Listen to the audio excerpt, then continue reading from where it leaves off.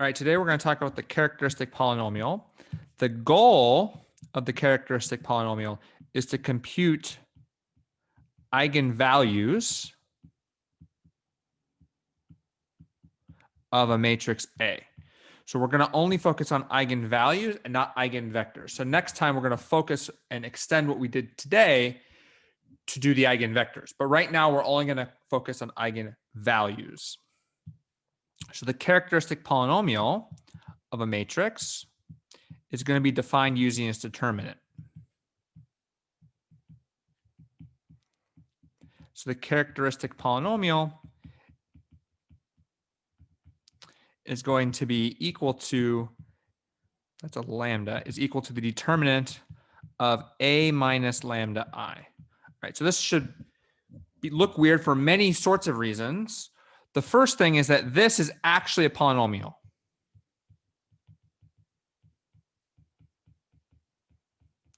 And it's a polynomial in lambda. So the variable is actually lambda. So when we actually expand this out, this is going to be powers of lambda times some real numbers. And this here just tells us this is just the notation we're going to use.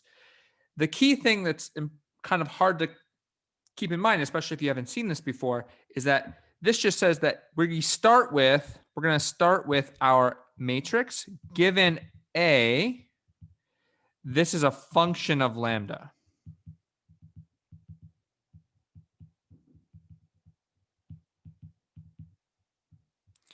So this polynomial is going to change depending upon each matrix. So you give me an A, and then I can give you a polynomial in lambda. And that polynomial that I give you is going to be the characteristic polynomial. All right, so why do we really care about it? Why does this seem to come out of the blue? Because this seems to come out of nowhere that we have a polynomial that doesn't look like a polynomial that involves determinants. So why do we care? All right, so this is kind of us connecting all the dots we've done all semester. And it starts with if V is an eigenvector of A, then this tells us that we have AV equals lambda V. That's just the definition of an eigenvector. Well, this also tells us that AV minus lambda V is equal to 0. And that's actually the same thing as A minus lambda I times V equals 0.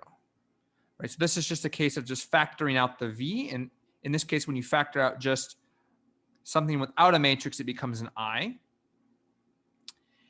And this is the same thing as saying that A minus lambda I times X has a non-trivial, meaning not equal to the 0 vector. These are 0 vectors, by the way, solution. So that means that this equals 0 has a non-trivial solution. So this equation has a non-trivial solution, and that's equivalent to saying the determinant of A minus lambda I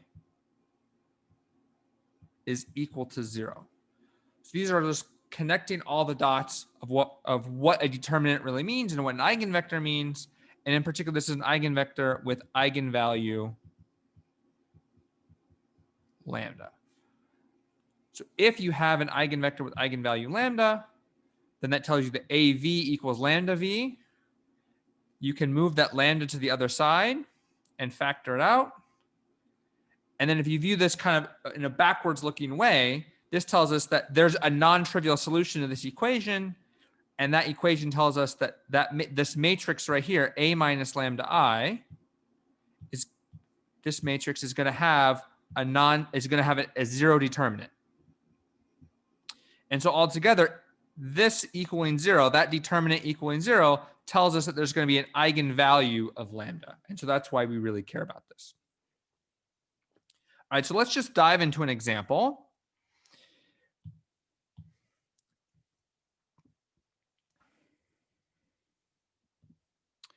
So the example we're going to do first is let's compute the eigenvalues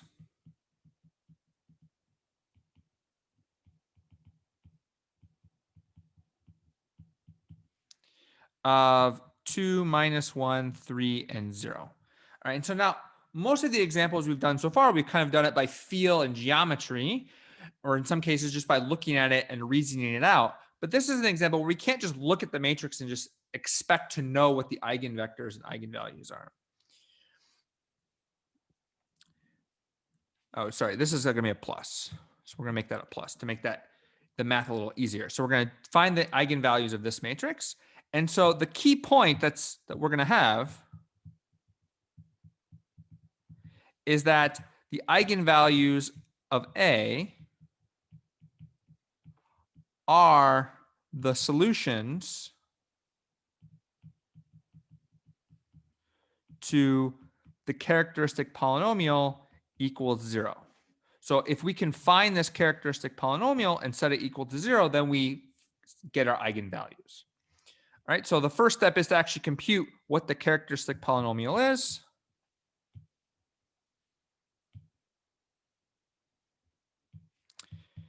All right, so the characteristic polynomial is going to be equal to our matrix minus lambda I. In this case, it's a 2 by 2. There's lambda I. And now one thing to point out is this is just the same thing. It's just subtracting lambda on the diagonal. So when you get used to this, this is just a very simple case where we just subtract lambda on the diagonal. And so now we're going to take the determinant of this.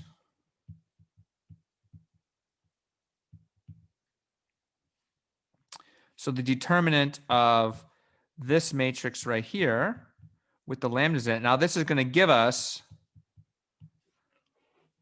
a polynomial. So we have two terms in this determinant. We have one case where we have plus this side. So this is 2 lambda times minus lambda subtracted 3. And if we FOIL this out, we're going to get minus 2 lambda plus lambda squared minus 3. And we can rewrite this as lambda squared minus 2 lambda minus 3. All right, so this is the characteristic polynomial. And the eigenvalues are when the polynomial equals 0. So we're just going to solve for when this is equal to 0.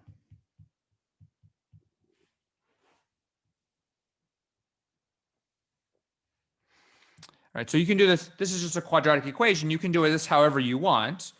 Let's just factor this. So if we just factor this guy right here, we're going to have lambda minus 3 and lambda plus 1 equals 0. And this tells us that lambda is going to be 3 or minus 1. And so these guys right here, these are the eigenvalues of A.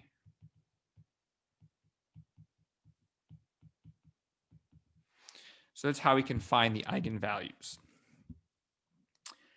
Okay, so let's do just point out some things real quickly. So one thing is we have this characteristic polynomial. One thing you might notice is that right here, we have this minus 3 right here. That minus 3 happens to be the determinant of A. So if you calculate the determinant real quickly, that's just 2 times 0 minus 1 times 3. And that's minus 3. So this last term in your characteristic polynomial is always going to be the determinant of A. Another cool thing that's maybe a little harder to see is that if you look at the diagonal, sum of the diagonal entries right here, if you sum them, not the product, but the sum of those entries is in fact 2. And so it's not a coincidence that you have that 2 showing up right there. And this leads us to some other cool phenomena that we're going to discuss right now. So there are a couple of fun facts that come out of this. The first one is that if you multiply the product of all the eigenvalues,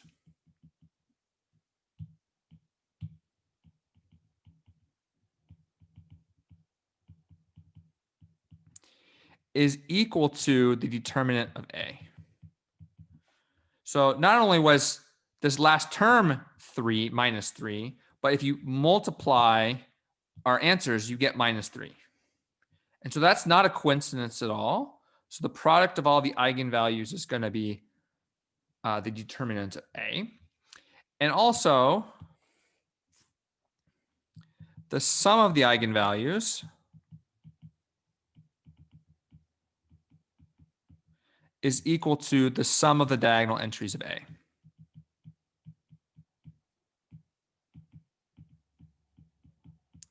And this is called the trace of A.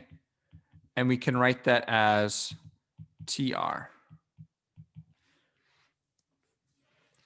So this says is that we can get some information about the eigenvalues and eigenvectors without actually calculating them explicitly. You can kind of eyeball what the sum of the eigenvalues are going to be before you even compute them, just by looking at the diagonal. And if you know the determinant, that's going to tell you what the product of the eigenvalues are going to be. All right, so why is this? Why do we get this? Well, it has to do with kind of the makeup of where these go. So this minus 3 is the last term in the characteristic polynomial. So what's going to end up happening is if we take the characteristic polynomial, we can write this in two ways. One is this is just the determinant of A minus lambda I. But since it's a polynomial, we can write this as the roots minus lambda and multiply them together. So this is true of any polynomial. If you know what the roots or you know what the solutions are for that polynomial, you can express it as a product of x minus or lambda minus those entries. So this is just what the polynomial is. And this actually is called the fundamental theorem of algebra.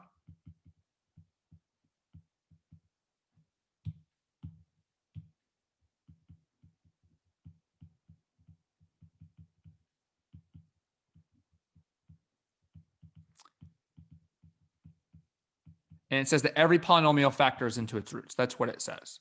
And so if we multiply this out, what do we get? Well, on one side, when we multiply the lambdas, when we just multiply the lambdas, which is the variable that we're considering, the lambda 1s and lambda 2s and lambda n's, those are the eigenvalues, and lambda is the variable that the polynomial is expressed in. So these lambdas are going to give us a lambda to the n here. And on the back side, if we were to FOIL this out and exclude all the lambdas, we would just get a product of all of those. We would in fact get plus lambda 1, lambda 2 to lambda n. You get this is just the product of all the eigenvalues. And so that's why that shows up. And hence, if you take the characteristic polynomial evaluated at 0, well, that's just the determinant of a minus 0 times I, which is just equal to the determinant of A. And now when you actually write out what all these terms are, all these lambdas go to 0. So you get 0 to the n something. Oh, sorry, that should be a minus plus times something times lambda to the n minus 1, and so on. And the only thing that doesn't have a lambda in it is this final term. So all of these go away. And all we're left with is the product of those eigenvalues. So that's why the determinant is in fact just the product of the eigenvalues. It's a little more subtle for the trace. So for the trace of A, we're going to use somewhat the same idea, except now we're going to focus on this next term. We're going to focus on the term right after the plus or minus lambda to the n. So this next term right here is what we're going to focus on.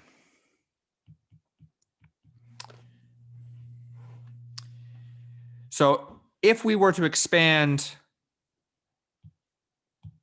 this right here,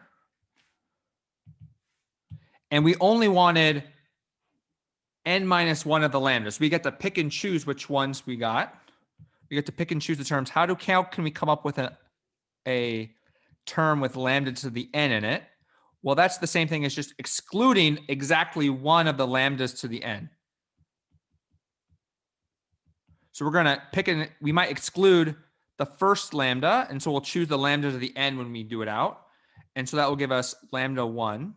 And then another way of getting lambda to the n is just by picking the term that excludes this lambda 2. And so when you multiply it out, you get lambda 2 and so on. So the characteristic polynomial, the second term in the characteristic polynomial is always going to be the sum of those eigenvalues. But on the flip side, if you look at how to compute the determinant of the matrix, the determinant of A minus lambda I, that's going to be the determinant of the matrix with lambdas on the diagonal. And the only way to get lambda to the n in a pattern is by picking the lambda, the diagonal pattern, right? That's the only way to get at least n minus 1 lambdas, right? If you exclude one of these, you have to exclude another one. That's how the patterns work. So the only way to get n minus 1 of them is to pick this pattern and then figure out how you can contribute. And in much the same way, the only thing that will happen is the only way to get lambdas to the n minus 1 is by picking, when you FOIL this out, is you're going to take all the terms where you might get A11 times all the other lambdas, and then the next one and the next one. So this, when you multiply out this determinant, this particular term is going to contribute lambda to the n, and also in the same way, A11 plus A22 all the way to ANN times lambda to the n minus 1. And this continues. So since these polynomials have to be equal, their coefficients have to be equal, and therefore these two especially have to be equal. So this says that the product of the sum of the eigenvalues has to be equal to the sum of the diagonal terms. And sure enough, if we go back to our example, right, the sum of the diagonal terms is 2, right? Our original matrix here, the sum of the diagonal entries was 2, and the sum of the eigenvalues is also 2. All right, so before we end, let's just do a quick 3x3 example.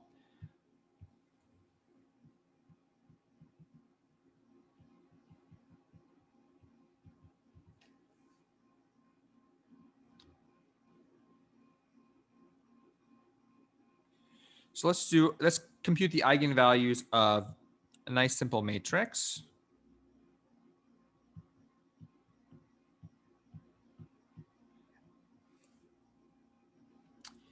And to do this, we're just going to compute the characteristic polynomial by just taking lambdas on the diagonal, lambdas off on the diagonal.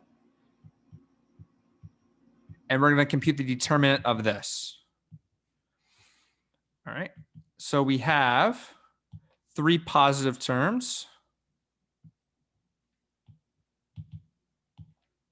So we have 1 positive term right there. That's probably the most complicated one because it's going to have the 3 lambdas in it.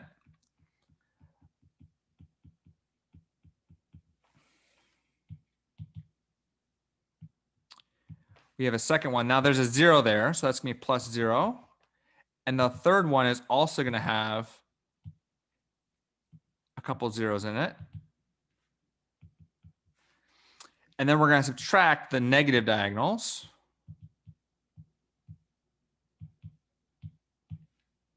So we have this negative diagonal. Now that has a 0 in it.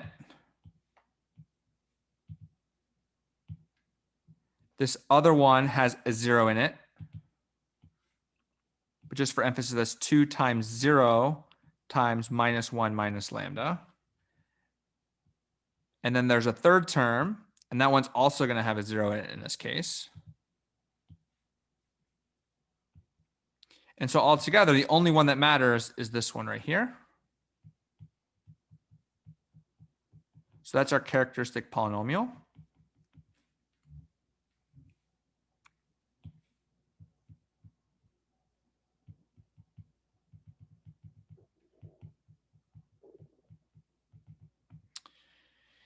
And now if we want to find the eigenvalues, we want to solve.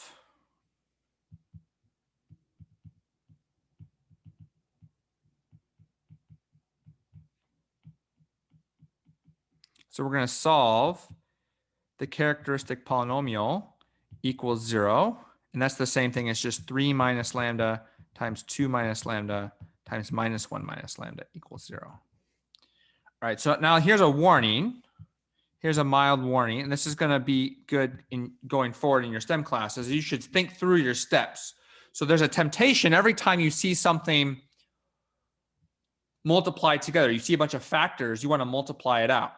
But in fact, this is what we want. We want this. So the warning is don't always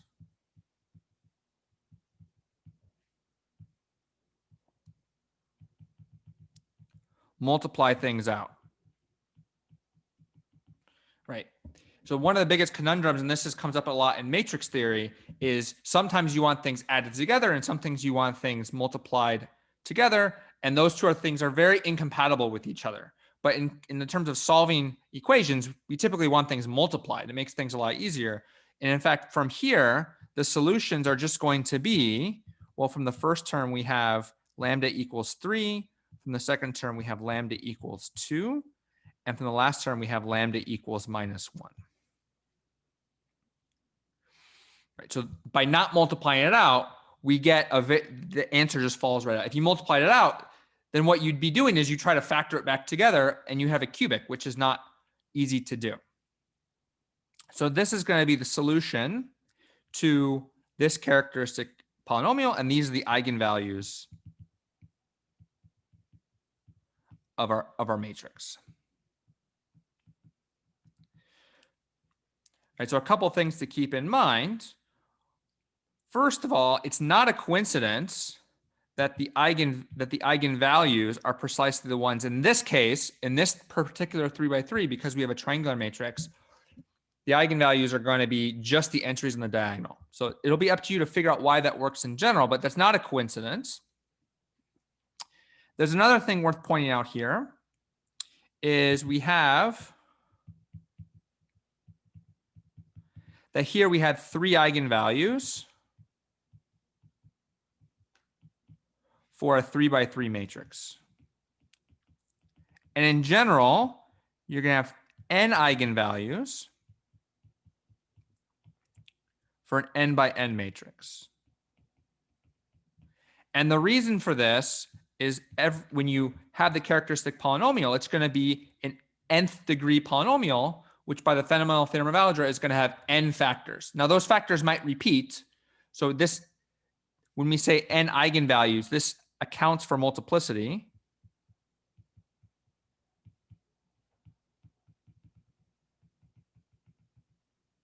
So if you get the same factor, that's going to count twice or more. But when you have an n by n matrix, you're always going to have n eigenvalues. And that's also not a coincidence here that we have 3 of them. All right, so these are some examples and some basic properties of the characteristic polynomial and eigenvalues. Next time, we're going to take this to the next level, and we're going to take these eigenvalues and leverage them to actually compute what the eigenvectors are so we can fully diagonalize a matrix.